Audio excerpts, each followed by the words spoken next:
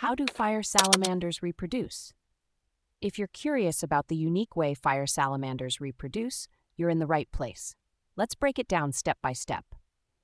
Fire salamanders have a fascinating reproductive process that sets them apart from other salamanders. To start, these salamanders reach sexual maturity around 2 to 3 years of age. The breeding season typically occurs in spring or autumn, depending on the subspecies and the climate. To induce breeding in captivity, you need to simulate the natural change of seasons. This involves lowering the temperature and light intensity for a few weeks, then gradually raising them again.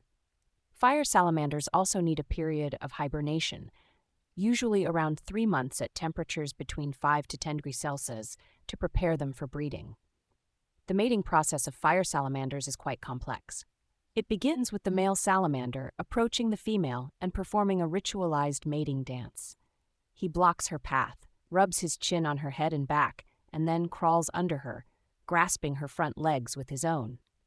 During this amplexus, the male deposits a spermatophore, a small packet of sperm, on the substrate and guides the female over it so she can pick it up with her cloaca.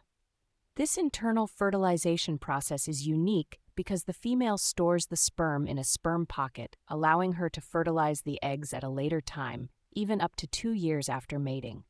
The gestation period varies from a few months to more than a year, depending on the subspecies and temperature. Fire salamanders are ovoviviparous, meaning they carry eggs that hatch inside the female's body and then give birth to fully developed larvae. These larvae have external gills and a tail fin and need to live in water until they metamorphose into terrestrial juveniles. In the wild, females usually deposit their larvae in small streams or ponds, while in captivity they can use any available water container. The number of larvae can vary, with most females releasing up to 30 or 40 larvae, but in some cases up to 80. The larvae develop quickly, breaking through their eggshells at birth and immediately becoming active hunters, unlike newt larvae, which go through an attachment phase. After the larvae are deposited, they undergo metamorphosis, which can take anywhere from 40 to 120 days depending on the habitat conditions. During this time, they transform from brown patterned larvae to the characteristic black and yellow coloration of adult fire salamanders. In summary, fire salamanders have a unique reproductive cycle that involves internal fertilization, a long gestation period, and the birth of live larvae that then undergo metamorphosis.